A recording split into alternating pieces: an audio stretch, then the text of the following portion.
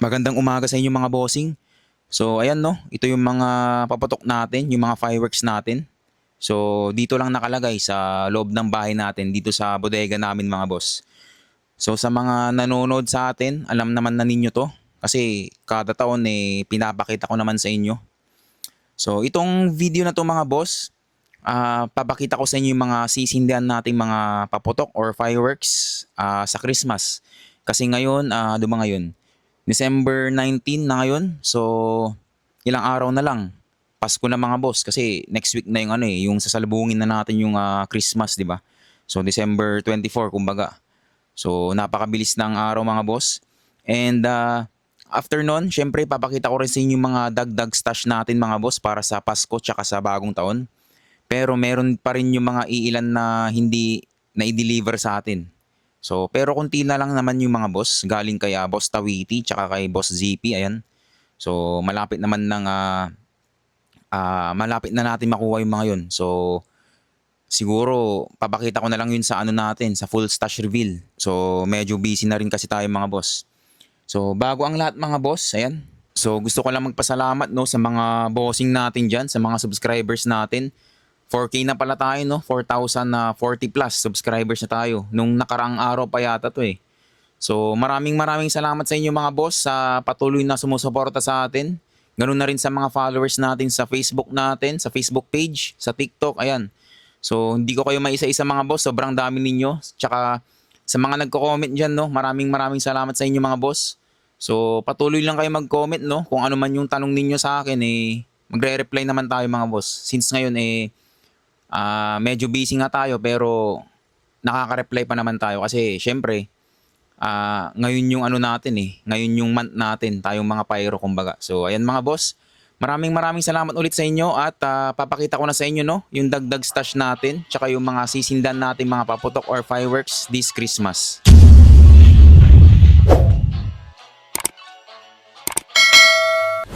So una mga boss, papakita ko lang sa inyo yung mga dagdag stash natin no para sa salubong tsaka sa Pasko. So eto, bumili lang tayo ng pandagdag na fountain no. Ito yung nabili natin na silver fountain mga boss. So pang tanggal kati lang natin to, ayan, before mag alas 12 ganun, bago magsalubong. So eto no, jumbo silver ni Yanko Fireworks mga boss. So eto, nabili ko siya ng 30 pesos each. Pero ang presyo nito or price range nito siguro nasa 30 to 50 pesos depende na lang sa sa store na bibilan ninyo. Ayan mga boss. So basta gawang Yanko, solid yan. Kung naghahanap kayo ng silver fountain mga boss, i-recommend ko sa inyo to. Itong gawang Yanko, solid to. Mas matagal siya compared sa ibang brand. Yan. Ganun din naman sa mga sa mga Lucis, sa mga Mabuhay Rainbow. Solid talaga to, gawang Yanko mga boss. Yan. So, ayan mga boss. Pang pang tanggal kati, alam nyo yun. Pang before alas 12. Para may silver fountain din tayo kumbaga. So, next naman mga boss, fountain pa rin naman to. Ayan. So, ito yung binili din natin no, ngayong taon. Actually, na-try ko na to dati nung 2022 yata. Ang ganda ng effects nito. Pero parang based sa mga nag-upload, nag-iba ng effects nito mga boss eh. Mas maganda yung crackling nung dati. So testingin natin kung talagang nagbagong effects yung mga boss. Yan. Lucky Taal Volcano by Phoenix Fireworks. Ayan. So solid talaga din yung yung mga fountain ni Phoenix dati. So hopefully ganun pa rin yung effects niya mga boss. Ito ang presyo nito mga boss, nasa 65 to 75 pesos. Ayan. So yan. Isa ito sa mga sa sulit na below 100 pesos na fountain na mabibili ngayon sa Bukawi mga boss. Ayan. Okay na rin to. So bumili tayo ng 3 piraso mga boss. Pang lang, testing lang din. Tapos next naman mga boss, fountain pa rin. Syempre ito yung pag naghanap kayo ng ng fountain na below 100 pesos mga boss, i-recommend ko sa inyo to. So ang price range nito nasa 65 to 75 pesos mga boss. So ang ganda ng packaging ng ng bagong Mount Everest ngayon no. Di ba? By LF mga boss, Legendary Fireworks. Tapos kung makikita nyo, meron na siyang nakalagay na fuse inside. Ganda no. Tapos sa ilalim niya, ayan no, nakalagay yung logo ni LF mga boss. Ganda ng bagong packaging niya. Tapos based sa mga nag-uploads mga boss, mas gumanda pa lalo yung effects niya. Ayan. Kaya testing natin to mga boss. Kaya napabili tayo ng 5 piraso. Ayan. 65 to 75 pesos each. So ito mga boss, no, ito yung mga iilan sa mga below 100 pesos na mga fountains na mabibili ninyo sa Bukawi, no. So next mga boss, kung naghahanap naman kayo ng medyo mataas na presyo na fountain, no, pero quality tsaka pangmatagalan kumbaga. So ito yung binili natin, no. Ayan. So 3-minute fountain by Golden Rooster Fireworks. Ayan mga boss. So napansin ko dito kay Golden Rooster, ang gaganda talaga ng packaging niya. So nakakarton siya mga boss, yung 3-minute fountain niya. Kasi kung maalala nyo, meron tayong nabili na 3-minute fountain nung 2023 yata yun. Ano yun, imported din eh, yung kulay pink mga boss. So ano lang siya plastic lang yung cover niya dito, hindi siya nakakarton. Compared mo dito kay GRF ang ganda ng ano niya, ng packaging niya, talagang nakabox mga boss. Sobrang solid. So ito mga boss, ang presyo nito or price range nito nasa 650 to 750 pesos. Ayan. Pero ito nabili ko ng 700 pesos. Ayan. So meron naman nang nag-upload nito. So based sa mga uploads nila mga boss, ito hindi siya tumatagal ng 3 minutes, parang nasa 2 minutes something lang siya. Pero mas malawak yung crackling niya compared sa mga ibang brands mga boss. So alam niyo yun, bawi naman siya sa sa crackling kumbaga. So yun naman yung hinahanap natin mga boss. Kasi kung tutuusin 3-minute na na fountain, tapos yung presyo niya lang is nasa 650 to 700, di ba? Sulit na yun mga boss. So actually ito din yung isa sa sa mabenta talaga based kay Boss Tawiti. Ito yung maraming nagpapasabay sa kanya, ayan. So solid to mga boss. Testingin natin to sa Pasko, ayan. So tignan natin kung talagang hindi siya 3 minutes. And kung solid ba yung crackling niya, ayan mga boss. So ayan 3-minute fireworks or fountain by GRF, solid. Tapos next naman mga boss, kung naghahanap naman kayo ng fountain na may comets or mines, ayan. Ito yung bilhin ninyo by GRF pa rin to mga boss, ayan GRF. Solid V7 fountain yung pangalan niya mga boss. Ayan. Ano to? City Fireworks. Ang ganda ng packaging ng GRF mga boss, ayan Kung makikita nyo ilalim, may plastic pa siya diba? So ang presyo nito mga boss, nabili ko siya ng 1,200 So medyo mataas siya compared last year. Parang last year nasa 800 to 900 pesos lang yata siya So ayan, pero ito kasi mga boss, yung effects nito maganda to. Kasi fountain to, tapos after ng fountain niya, merong ilalabas na na comets. Para siyang yung Harley Quinn. So okay na rin to mga boss sa mga naghahanap ng combo kumbaga na fountain. 2-in-1 kumbaga. Fountain tsaka na may parang Harley Quinn na effects. Ito mga boss, bilhin nyo 1,200 pesos. So marami pa siyang iba't ibang kulay Merong pink ganun, may red pa nga yata. Pero ang alam ko walang pinagkaiba sa effects. Packaging lang mga boss. So ganun naman si si GRF May iba't ibang packaging pero pare-pares lang yun yung effects niya. So ayan mga boss ito yung mga fountain natin na kumbaga medyo may kamahalan, pero para sa akin worth it naman yan para sa ating mga kapayro. So may nag-comment pala sa atin sa previous vlog natin na wala daw lisensya si Golden Rooster. So ngayon ko lang nalaman na wala pala, pero hindi ko sure kung tama yun mga boss, kasi may nag-comment lang sa atin. Kasi based sa isang store na pinagtanungan niya, wala daw silang GRF kasi wala daw lisensya yun mga boss. Kaya doon ko lang nalaman na wala palang lisensya si GRF. Kaya pala sa mga nag-upload din ng mga videos nila na pupunta sila sa isang store, nakatakip yung logo ng GRF. So yung mga ibang stores din wala silang benta talaga. Yung mga iilan lang na stores meron. So nakatago pa nga yung iba Hindi nila pinapakita sa mga vlogs. Talagang nakatago mga boss. So sayang Hopefully sa mga susunod na taon magkalisensya na si Golden Rooster, kasi ang gaganda ng mga nilalabas nila mga boss. Talagang katulad na itong 3-minute fountain mas ini-improve nila yung product nila. So mas malawak yung crackling compared sa ibang brands, di ba? So ayun mga boss, ito yung mga fountains natin Ayan. Kung gusto niyo ng budget meal, na silver fountain. Ito yung nire-recommend ko sa inyo. Syempre Yanko. Tapos below 100 pesos, ayan, ito. Mount Everest, tsaka Lucky Taal Volcano. Tapos kung gusto nyo naman ng pangmatagalan na fountain, ito, 3-minute fountain. Marami namang brands dyan. Merong Tiger, GLK, alam nyo yun. Pero ito, maganda tong GRF mga boss. Pag gusto nyo ng combo naman, 2-in-1, fountain na may comets, ito, V7 fountain mga boss. So, ito yung mga iilan sa fountain na dagdag stash natin mga boss. Actually, meron pa tayong fountain eh. Kay Boss ZP yung dragon natin. So, papakita ko na lang sa sa final full stash reveal talaga natin mga boss. So, eto mga boss, no. Tapos, next naman na dagdag stash natin. So, eto mga boss, no. Ito yung dagdag bombshell natin ngayong salubong. So, sa mga bossing natin dyan, alam ninyo kung sino yung maker nito. Yan, sobrang solid. Shoutout sa iyo, Madam Jeda, aka Experiment. So, salamat sa paggawa ng napaka-solid na bombshell. So, bali binili natin itong mga boss, 2-inch na bombshell na 9 shots. Ayan, kung makikita nyo, 369. So, nabili ko to ng 2,800 pesos mga boss. So, limited lang to nilabas eh. Parang, kung di ako nagkakamali, nasa below 10 pieces lang yata or 15 pieces, ganun. So, last week lang to eh. Last week ko lang in-order to sa kanya. So, buti na tsambahan natin kasi nag-post siya mga boss sa Facebook page niya na nagbebenta siya ng ganito. Sobrang limited lang. Ang bilis na sold out eh. Parang wala pang 2 oras, sold out agad. So, buti nakatsamba tayo mga boss. Yan, 2,800. Sulit na to mga boss. Ang ganda ng effects niya. So, may test fire na rin siya nito. Check nyo na lang sa Facebook page niya, Experiment.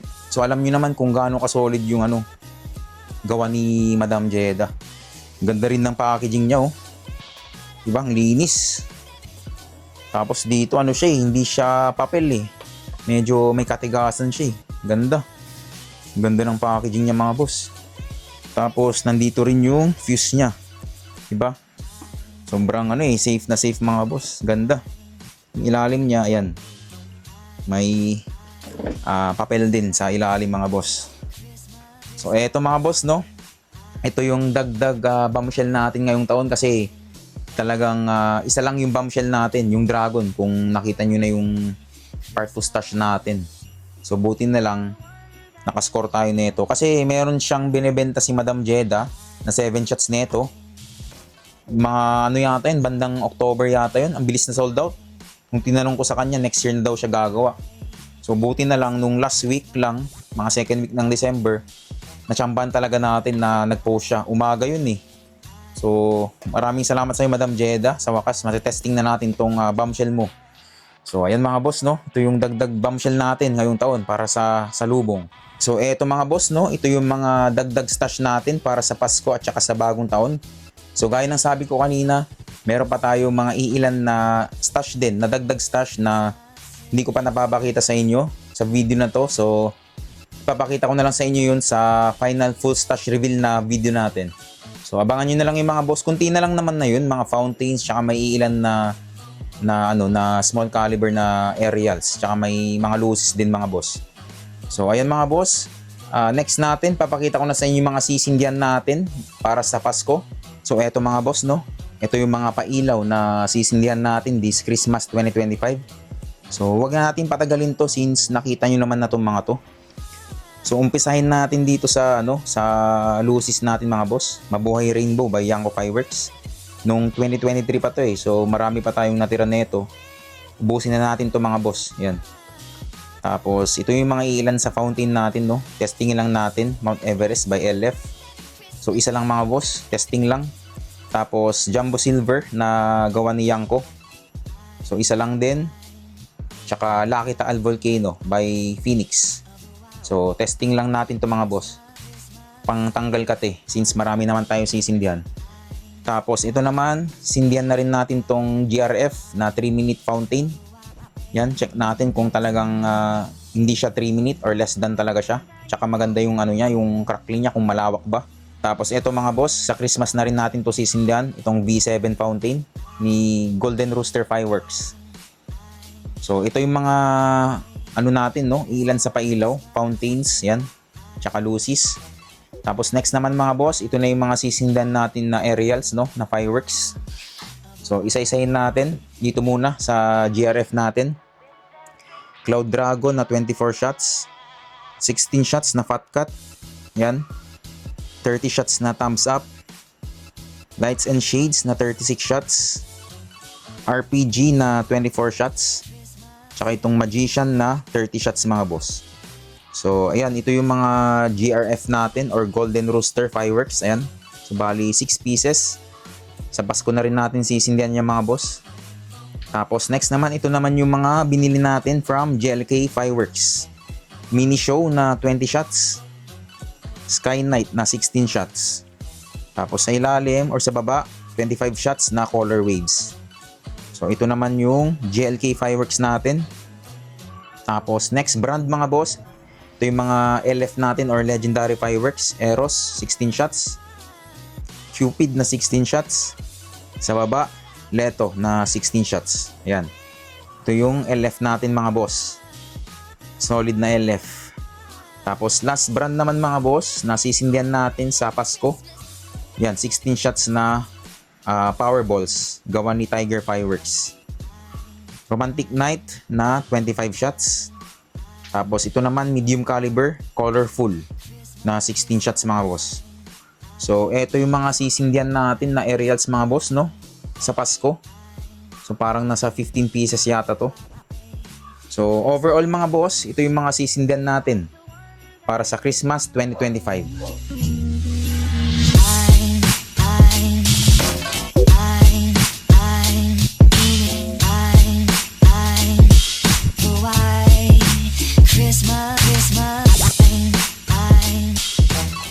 So eto na nga mga boss, ito na yung mga sisindihan natin, no, na puro pailaw lang naman.